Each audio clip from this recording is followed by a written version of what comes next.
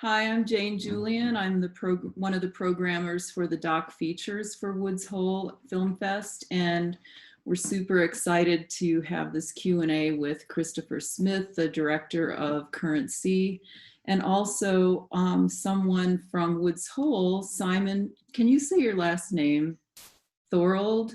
Thorrold? Thorrold, exactly. Right? You got it. Okay. You got it perfect. Yep. And first I have to mention that we'd like to thank all of our sponsors, and this film will be available for the entire week of the festival. And we want to thank our sponsors and hope that you'll be with us again next year. I hope we're in person next year, but you never know. And also, all these films are eligible for both an audience and jury award. So you can vote for the audience awards for the feature films in the platform. On the home image of each film, you'll see 5 stars next to the box that says watch later. That's where you vote. 1 is the lowest score and 5 is the highest. So that's all I have for housekeeping. And I would like, Christopher, how did you get your start in documentary filmmaking? Hi, Jane. Hi. I also just wanted to say a quick, thank you to Woods Hole and, for putting on this amazing event. And even in a challenging time like COVID, I think it's obviously really great to have an opportunity for these stories to be told and be seen by audiences who are, probably don't have a lot of other things to do right now. So it's really great to offer them this opportunity. And thanks, Simon, for joining us. And you're doing the real research out there. So, I applaud you, and I'm glad that you can make some time for us. Yeah, so I first got into documentary filmmaking probably about 10 years ago now. And that was with a little film called Tiny: A Story About Living Small, which is a feature film about building tiny houses and why people choose to downsize and live a little more simply. And it actually, I built a tiny house, and it kind of follows me and my girlfriend and co-director at the time, Marette Mueller, as we built a house and used that as an opportunity to go and interview other people who choose to live tiny. Since then, I've worked. First met. Oh, that's where we first met at. That's right. Yeah. South by Southwest. Yeah, and you came to the premiere. I know, right. It was fun. Yeah, so I've just been kind of working since then in documentaries, either editing or shooting, and on my own projects, which one I've been working on for about 6 years and it isn't finished yet, but also Currency, which luckily we were able to finish this year right before COVID hit and premiere at the Big Sky Documentary Film Festival, and now we get to share it with Woods Hole. So excellent. Yeah. And Simon, could you tell us a little bit about what you do and who you are? Sure. I'm a scientist at the Woods Hole Oceanographic Institution right here in Woods Hole. And I'm an ocean ecologist. And so most of my career has been dedicated to conducting reasonably basic research, but on marine fish particularly. And the movements of marine fish. And so a lot of the work that we've done is relevant to some of the questions that Christopher talks about in the film, right? These marine protected areas, how they function, how we might design them to function better. And so I've looked a lot at coral reef fishes and how they transport the young to across various distances, and the importance of that information for designing marine protected areas, and in particular networks of marine protected areas. And so I love the film. I was speaking to Christopher about it. I thought it was fantastic. It was a real highlight for me to see it, and I'm excited to be here. Cool. Thanks so much for joining us. Yeah. And Christopher, what was it that made you want to tell this story in particular? At the time, I was really inspired by a film called Cartel Land, which was sort of a very kind of hard-hitting verite-style documentary that, the filmmaker really put themselves a bit more in harm's way to capture some things that I think a lot of people don't get a chance to see. And I kind of wondered what it would look like to make that kind of film about an environmental story. And I was originally going to make it short, and I came across a story about Paul, who is one of the main characters in the film, and the work he did patrolling this area that was, I found out later, was going to become a marine conservation area. And I went down to take a look with my producer a few weeks later and realized that there was a whole lot going on down there, and that, Cambodia itself is just this amazing country with incredible stories everywhere you looked. And I thought that there could really be more of a feature. And through the process of kind of exploring the story, we honed in on, this overall story of the creating the marine fisheries management area that, what Paul was, the larger project Paul was engaged in. And I also, on that trip, met Matt and learned about all the work he was doing with investigative journalism around environmental issues, particularly the issues happening on the coast. And it kind of just came together in a really organic way.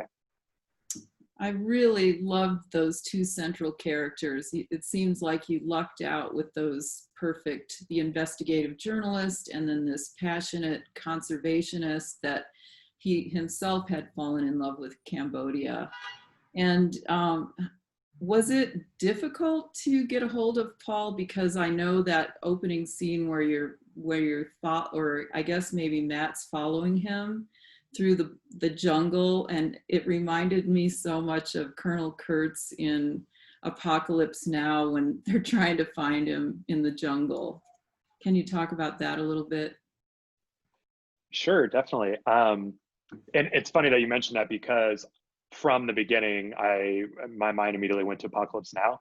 And actually, when you look at the film in the third act, spoiler alerts for anybody who hasn't seen it, but the part where he can't go out anymore, and we kind of show him getting more and more frustrated, and then the way that the camera kind of goes crazy, and he's like talking to the camera, and he like is almost like losing his mind. I really kind of saw that as a similar arc to Paul being locked on this island as Kurtz was locked in the prison.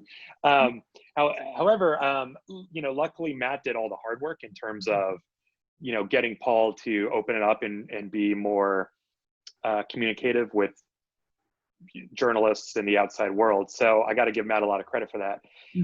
But Paul and MCC rely heavily on the support of people in other countries, within Cambodia and from around the world. So I think by the time I reached out to him, he was, already approaching international organizations and doing other media and things like that. So the hardest part is that they don't have a lot of great communications on the island, particularly then. It got better over the course of filming, but I think I was originally, he was working with another journalist named Charlie Pert, and she was the one who first replied to our email and then set up the time for us to talk to him when he was back on the mainland. So there was a little bit of difficulty, but it wasn't quite as hard as I thought, because they had a website and I could just send an email to the website to reach out to him. Well, speaking of Matt, I was thinking this when I watched the film yesterday, and when you were filming him, did you ever feel like you were impeding his investigation? Or, you're going in there with the camera behind him as he's sneaking onto these boats to find the electric cords and stuff like that. So I just wondered if that was an issue. I think that it actually most of the time wasn't an issue, I would say. The thing about Cambodia is that it's a little bit further behind in its relationship with the media, in the sense that most people, it's still novel to see a camera, and they're still not entirely aware of some of the dramatic ways that media attention can kind of like change your life, or like we see with, videos going viral here in the States almost on a daily basis. So people have their guard down a bit more, I guess is what I'm trying to say. And they're more willing to talk on camera. The other thing too is we would use it to our advantage a little bit, where we would pretend to be tourists or something like that in situations where we didn't really want to tip off people to what we were really up to. But when it came to some of the government officials and stuff like that, we were really forthcoming about what we were doing. And Matt also, because of his, 5-6 years reporting down there, had established a lot of these relationships. And so he actually worked with me in tandem, and we kind of became partners. And he would reach out to a lot of these people and say, hey, we'd like to come film. We want to share your story. And it was people that he had already talked to before and reported on already. So it wasn't as bad as you would think. And working with a journalist like that on a film like this is actually a huge advantage. And so generally speaking, I think that our work helped each other, kind of like his work and Paul's work helped each other. Right. So yeah, no, it ended up being a really great partnership. Well, I was wondering too, the opening sequence was so exciting and intense, and that was a great editing job by you and Lyman Smith. So I've got to give him some credit for his part in this whole thing. Did you ever feel that you were in danger personally? Well, the opening and some of the more dangerous scenes in the film were actually recorded by Paul and his crew or staff. Mm-hmm. And that's not because we didn't try to get some of that dramatic footage myself. It was just that it's hard to be there all the time. Yeah. And they're dealing with this every day. So some of those things just happened when I wasn't there. And then some of the things I did film that were pretty dangerous didn't make it in the movie, in fact. Including there was like this one particular scene where there was a knife fight on the front of their little boat, and I was feet away from it. But just that wasn't as relevant to the story, and we didn't want to sensationalize the violence too much. Mm-hmm. So we kind of made the choice to not include that and some other things. But yeah, there was some dangerous moments, and I think in the moment it feels more dangerous than in fact when you go back and look at the footage, particularly when you're on the ocean in the middle of the night on these little tiny wooden boats, and you're surrounded by all these other boats, and the engines are super loud, and there's a lot of shouting and lights shining right in your face, and you're thousands of miles from home on like staying on this tiny island with no electricity. So yeah, it can feel very scary, but I don't want to like oversell it, because there are people dealing with these kind of violent situations on a daily basis, and I'm super privileged to be able to have a safety net and a support structure and be able to get out of that if I felt like it was particularly threatening. I think the thing I was most worried about actually was the government, and if they thought that I was trying to cause a problem for them. They have in the past and still put journalists in jail, and even ones from other Western countries. There was an Australian documentary filmmaker put in jail while I was there. He was focusing on politics, which is actually kind of the third rail, and you don't want to get into all of that. But yeah, so there was some risk for sure. But I generally speaking felt safe most of the time. Okay. Wow. Well, it did remind me a little bit of The Cove, and I know that you've worked with Luisa Hoyos on, was it Racing Extinction? And that was before you went to film this Current Sea. Were there any influences there? Sure, Louis is a big influence. I mean, he really did kind of like pioneer, for lack of a better term, the thriller environmental film, which there isn't a whole lot of examples, but there are becoming more. And working with him, and he operates on a totally different scale than I'm able to. His budgets are much higher, and he has a lot of support, to his credit for developing that. But I think I saw that, and I kind of wanted to take it to the next level. And while he had big crews, it was almost always just me alone with a camera doing these things. And maybe it was kind of silly at times, but I don't know. Anyways, yeah, I credit him a lot with that. That's cool. Yeah. So you had two other characters that I just fell in love with, and I hope I say their names right, Roshana and Vita, the two students that were just so earnest and innocent, like they didn't even know how to swim before they got on the boat to go scuba diving. So can you talk about meeting them and their arc in the story? Yeah, there was a lot of synchronicity with this project, and we just got lucky when I came back out to shoot, I think the second or third trip, they happened to have already kind of come to the island to work with Paul at MCC on their undergraduate thesis. And from the beginning, I was looking for local Cambodians to feature. There are a lot of, I would say that there's just not a lot of like great local Cambodians doing this kind of work to follow, not because there aren't some doing this work, but the thing is that a lot of them have been arrested or are currently in jail, or that they're too scared to go on camera, or too scared to even do this kind of work. And so that's one side of it. And the other side is that, they are recovering from a genocide, which was about, 30, 40 years ago, but still has, resonates today. And most of the country is under the age of a certain age. I want to say like, 30 years old or something like that. And a lot of them are more, focused on rebuilding their lives and getting educations and things like that, that things like environmental issues, while a lot of people are aware of and care about, it's just not something like in the US, we have a lot of like privilege and opportunity to think about these kind of issues in a way that I think isn't quite at front and center for a lot of people, locals in Cambodia. And then when you put on top of that the threat of the sort of political imprisonment and, just the lack of like law enforcement, things like that, it can make it a lot trickier for people to do that kind of work. So having said all of that, when we met Rachana and Vida, it was just so inspiring that they chose this path, despite the fact that they were pressured not to by both their parents and families, but also their school officials who were like, look, don't do that. Like, nobody does that kind of work. It's not going to lead to a good career. Focus on these other things. Like, they just really cared and were really passionate about the ocean and trying to make a difference there. And I just thought that was an incredible, inspiring story that I knew had to be in the film.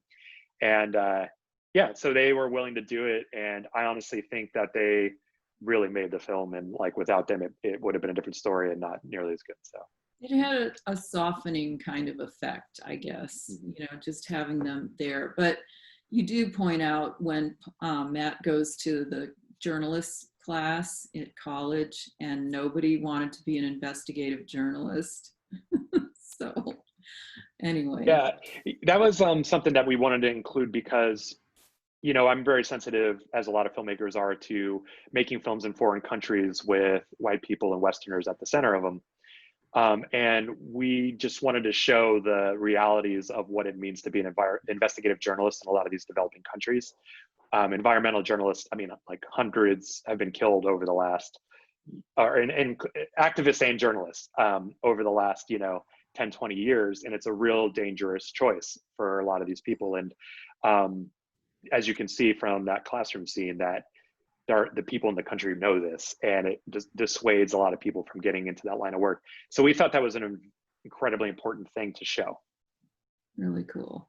Well, Simon, you saw Current Sea, and what are your thoughts about the film? Does this reflect the work that you do, or is there any commonality between Christopher's film and your work? Yeah, it really resonated with me for sure. And so, we work in some developing countries ourselves. We've got a long-term project on the island of New Britain and Papua New Guinea, for instance. We work in Kiribati in the Central Pacific as well. And I think the story that he told is a story that you could tell in a number of countries, in the tropics. It's not specific to Cambodia at all. It's a story that is in a lot of countries, and so maybe the fine details might be different, but the overall story, I think, is the same. That there are pressures on the ocean through economic pressures, through developments like oil palm, for instance, in Papua New Guinea. And so if you have pretty big corporations and local governments without a lot of money, you see where this is going. So yeah, it totally resonated with me. And And but, you know, particularly I think that what I loved about the movie, the feeling I got was the sensitivity that I got through the film from Christopher, I'm sure, in terms of Cambodia and the challenges that they face that, you know, that we simply just don't have here, right? And so it's so important, I think, for us to realize, you know, why there may not be a ton of investigative journalists in Cambodia, and you know, so it was, in the end, for me, it was a relatively simple science fix, right? That these guys came up with to build these cement blocks and to build the structure that was going to stop trawling. It was genius, right? It was totally the right tool for the situation that they were in, I thought. And so it was, I loved it. I loved that part of it. And the other thing I was telling Christopher too, you know, it's pretty humbling. You know, we write $1 million grants, you know, projects from, you know, so to do our research, and that, you know, we obviously think it's important, otherwise we wouldn't do it. But just the disparity in the kind of funds that these guys need to get what they can do, and sort of, you know, large scale oceanography, which is just an expensive game to be in, and, you know, very few developing countries can actually afford to do it. And so we're pretty passionate about trying to get our science out into those developing countries, not in a paternalistic colonialistic kind of way, but just a way of engaging them and allowing them to come to us and you know, tell us what they want and how we can help them if we can. Yeah. Great, thank you. If I could piggyback on that a little bit, I wanted to try to work this in the film, it didn't work out, but, you know, in addition to MCC sort of struggling for cash, the local fisheries officers who are charged with patrolling for illegal fishing actually have problems of their own. And we touched on it a little bit, but MCC actually will sometimes give them money so they can do patrols to patrol the waters, because that's like the biggest limiting factor of why a lot of these laws aren't enforced. You know, in Cambodia has a lot of good laws. It's just that they don't have the resources and the money to enforce them. And so you actually even see Paul's organization, you know, will sometimes contribute money so they can buy the gasoline to run their boats at night. Mm-hmm. There was another part of that too that I was questioning whether the people who are policing the fishing areas, are they also on the dole? I mean, you know, getting money from people to give them the equipment back and stuff like that. You know, they'd capture the fishing boats, and so how do you interrupt that? It's so complicated. Some people are, some people aren't. Some weren't, and then they were, and it's always changing. And, you know, I would say that the local officials are probably the biggest barrier, and the ones that are actually sort of being bribed and standing in the way of change. Whereas like the higher ups in Phnom Penh tend to actually support MCC and the work that they're doing, because they recognize that it's important for like the long-term health of the economy and their people, and also the pressure from international organizations and other governments. However, a few years ago, probably like 10, 15 years ago, Hun Sen and the central government actually devolved power to the provinces. And so they don't have, the local province actually in the local, what are they called? The local governors actually have a lot of power there. And so actually, when you saw Paul get shut down in the movie, that was actually because there was a little bit of a bunch of people, basically a bunch of local officials came together and recognized that MCC was a threat and accused them of going into Vietnam to harass fishermen, even though they had all this proof that they weren't in Vietnam when that happened. But really what it was is that they saw that their income was going to be under threat. And that's the kind of information that's like really interesting. And, but you know, we had a choice to make about whether we expose some of that stuff or whether we present an inspiring story. And we thought that the inspiring story, and instead of pointing fingers, would actually kind of encourage change in a more effective way, rather than, you know, encouraging them to like kind of like not embrace the movie, basically. So where did Paul get the funding for that speedboat that they got? Then that came from the International Conservation Fund of Canada. Uh-huh. And they're a really cool organization because there's a lot of NGOs that won't fund a lot of the work that MCC does, either because there's a lot of sort of informal things they do, like giving money to the local government, and like they can't really, it doesn't really fit into the rules that these funding bodies have for the funds that they give. Or that, you know, the patrols and things like that are kind of borderline risky, and so they don't want their name associated with it. However, this foundation, which is a small family foundation, has been really supportive and really awesome.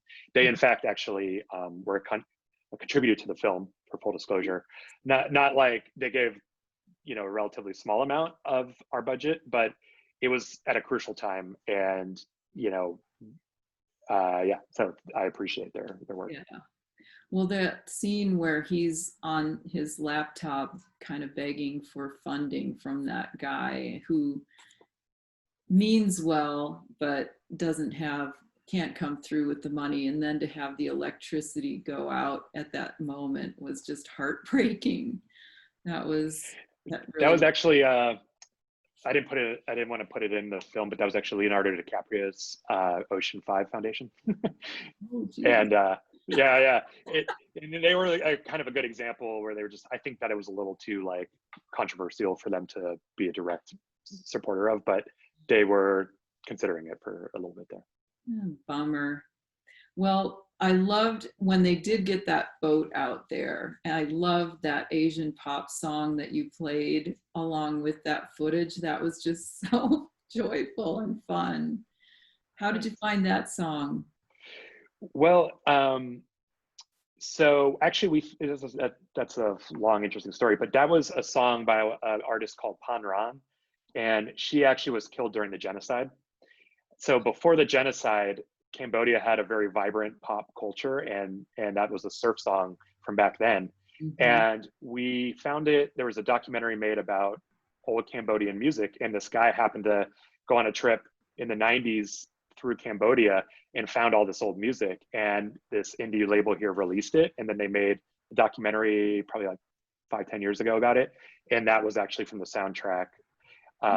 Cool. However, we weren't able to license it and clear it because there were some ethical questions, like the Cambodian government just claims all of the intellectual property from that period, and we just didn't feel comfortable licensing it from them, and just for distribution purposes, weren't sure we could actually release the film. So we recently commissioned somebody to rewrite it, and that's actually the version I think that Woods Hole is showing is with the new song, but we tried to mimic it as close as we can. That was fun. And I think it turned out pretty well.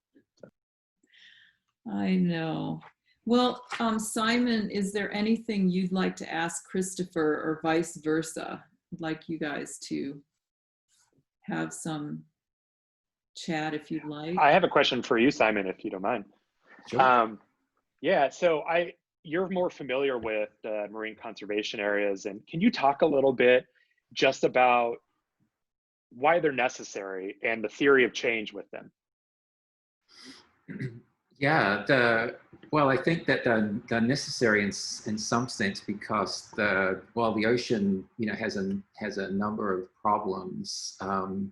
In all honesty, overfishing globally is still the biggest, and so, you know, we're exploiting a resource way more than it can sustainably than we should be. And so what this does, and there are, as I said, there are similar stories in the Philippines and Papua New Guinea. Like what is amazing about the ocean is that you can take even a relatively small area like the MCC area, right? And if you protect it, amazing things happen in that area. Like anywhere you want to do that, it is quite amazing. And so that it has meant that it's allowed local people to, in some sense, take control back of the reefs that they, you know, probably, you know, in the last centuries have typically had control of, and in places like Papua New Guinea they still do, but in the Philippines and in Cambodia that's broken up. It's primarily by people moving from outside the area to the coast because of the economic opportunities there. And so these small reserves, if you close them, amazing things happen. What is a little bit more problematic is that they are small, right? And so the question is, how do we take that model and ripple it across larger parts, larger areas of the coastal ocean, and really start to make a difference, I think. And that to me is the key, is how do we ripple that model. And I think part of it is just showing how successful these small areas can be. And when we do that, a lot of people are actually, once they see for themselves what's possible, they go, oh, I want one of those. I want our village to have one of these too. And so it's amazing how just getting the word out that this is happening, it is a great way of rippling that model. And I think that's in the tropics, and it's amazing how much of the developing world is in the tropics, and so hundreds of millions of people depend on protein from reefs, from areas just like this across the tropics. And so it's really important for everyone. There's huge food security issues, and I think the more that we can help to get the word, to show people just what a difference even a relatively small amount of protection can make, we can engage people and hopefully inspire them to go and do it themselves, because it only works if the people on the ground in these places want to do it. So it's really hard to make it work properly with any kind of top-down control. Well, we've actually got a couple questions from the audience, and this one is they're all three from the same person. How will it be for Paul's children to get involved when they are older? Will it be more dangerous being locals versus foreigners? I guess, Christopher. Yeah, that's a really great question. I think, so Paul actually, I think because of the combination of the the pressure that's been coming recently, and the success of actually creating the MFMA, and also him just sort of been doing this for like 15 years now or something like that. He and his family just moved back to Thailand, and they're working on creating kind of a more forest conservation area where they can actually do some educational things. Also, that Paul always wanted to kind of hand it off to Rachana once he met her, and his local staff to kind of continue to do the research and drop the blocks. So I'm not sure how involved they'll be going for. I know he's still involved with MCC, but I actually haven't talked to Paul too much in the last few months. So I don't really know if they'll go into MCC specifically, but I think that what he's hoping is that they'll, do some sort of environmental work. And, I think they're a bit safer in Thailand, but I think it's always a bit of an issue. And I think that they will face some more challenges on the one hand, but on the other hand, being locals opens up some other doors that being a foreigner doesn't.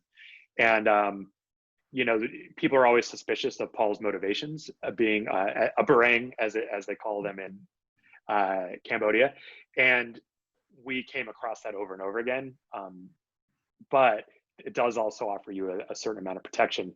Paul's children one of them was born in Thailand and the rest were born in Cambodia, but they're actually half Thai, from like an ethnical perspective. They're half Thai and then half British, which is what Paul is. So, I think that sort of global, what's I'm looking for, like being growing up the way that they have is a little different than other Cambodians who, generally speaking, haven't really had an opportunity to travel much and having that sort of world perspective. So I think that they have a lot of advantages. And I think that if they were to go into this sort of area, that they'll be really good at it and be able to have a huge impact. Here's a couple more. This is from the same person, Ronan. How much of Cambodia's and Vietnam's seafood makes it to the US, if any, and where are the major US markets? Could the US boycott them? What are other major foreign markets? Canada, is that one? Simon, you might know the answer to this perhaps better than I do. Do you? Or? Yeah, it's not really my thing, but you know, I think for the US, I wouldn't be surprised if the kind of stuff that they're pulling up in the shrimp trawler, in the trawlers that you showed, I don't think makes it here. But at least in Vietnam, you know, there is a lot of farmed shrimp. And so I would imagine that that's by far the biggest is actually, you know, frozen farmed shrimp coming to the US. We do import a lot of that. My understanding is that, so Cambodia has a relatively small coastline, believe it or not. Like the ocean they control is very small and it's all pretty shallow. So they're not able to do industrial fishing in the same way that Vietnam and Thailand can do. So what you're seeing, the pressure for Cambodia is that a lot of Vietnam and Thai boats will come into Cambodia and kind of compete for the limited resources there, despite having much bigger coastlines. And but yeah, I understand, from what I understand, a lot of the fish from Southeast Asia actually go to Europe more than the US. We tend to have a pretty good resources in terms of fish and seafood here in the US. Like, you know, we have Alaska and the Bering Sea, and, you know, up by Maine, and, you know, like, so we have a lot of our own seafood, but what we do import, you know, probably comes from Vietnam, if anywhere, I would say. All right, another question for Christopher. Could you go over your process of filming underwater? Yeah, actually, I was scuba diving, I'm scuba certified and had been before doing this film. So they have a diving setup on the island. They have their own compressor and all their own tanks and everything. So it was pretty easy just to kind of like chuck on a scuba tank and follow them around. And honestly, I used a GoPro for most of the footage. But a healthy amount of the underwater footage in the film actually came from MCC and Paul. And Paul started as a diver primarily and was a great underwater photographer and cinematographer. So he captured a lot of the truly good stuff. And then we licensed a few shots for things like the dugong and some of the like bigger fauna that like are hard to capture on film. We actually got from, you know, we licensed from like a footage house. Oh, okay. And the last one from the same person, which are the major fish of value found in Cambodian waters? Were they all used for consumption, or are any used in aquariums? Actually, it's all for consumption. And, you know, currently the state of the water there, like they're not getting a lot of large fish. Mm-hmm. But when they are in the region where MCC is, it's known actually for the blue swimmer crab, and that's why there's that big statue of the crab, which we showed a shot of. And so people will come to Kep, which is the town on the mainland there, and it's known for its crab, and so they come to get crab. And so the people who throw out the crab pots and things like that, you know, a lot of their livelihood is actually destroyed because these trawling boats will come through, and in addition to destroying the habitat and killing all the baby fish and things like that, they actually also will pull up these crab pots in their nets, and they're not cheap to replace you know, for these fishermen. So in addition to being a threat to wildlife, it's actually a threat to the livelihood of a lot of these small scale fishermen there. Oh, cool. Well, we're getting kind of to the end, and I wanted to ask each of you if there's, well, first of all, what's next for you, Christopher, and where can people see Current Sea? So I'm working on the other film I mentioned that I've been working on for a long time. I'm trying to finish that now, and that's unfortunately, it's not an environmental film, but it is one that's sort of part of my life, and so that'll be out hopefully next year. And then Current Sea is going to be released. Yeah. You have to tell us what that film is that you're working on. Well, I mean, it's a whole can of worms I know. to open, but but it's called American Espionage, and so during the Cold War, the U.S. military ran a top secret psychic espionage program, and my father was recruited and served in that program for about 10 years. So it's about the history of that program, kind of told through the perspective of my father. So Hopefully that'll be out in the end of next year or early 2022. But Currency is being distributed through Journeyman Pictures based in the UK, and it should be released starting as soon as 6 weeks from now, and will be rolled out across the world to different territories depending on when we're able to secure broadcast deals within those territories. So look for it on a TV or streaming platform near you soon. All right. And can you give me any updates on the different people in the film? What are they up to? I think Paul was working for Reuters. Is he still there? I mean, not Paul, Matt. Yeah, the film's still pretty fresh, and we updated those last title cards in January. But yeah, Matt's still in Cambodia, and he works for the Thomson Reuters Foundation, which is the nonprofit arm of Reuters. Mm-hmm. And he specifically works now on human trafficking, which is a big problem in Southeast Asia, as you can imagine. And he still tries to do reporting on environmental issues, but it's not his sort of main job at the moment. And Paul's in Thailand with his family, as I mentioned, developing, they've had some land out there, his wife has, for a while, and so they've been developing that into a sort of eco preserve. And Rachana has taken over kind of the face of MCC and the day-to-day running of the entire organization. And Amit is still the main in charge of research. He's kind of their head scientist researcher there on the island.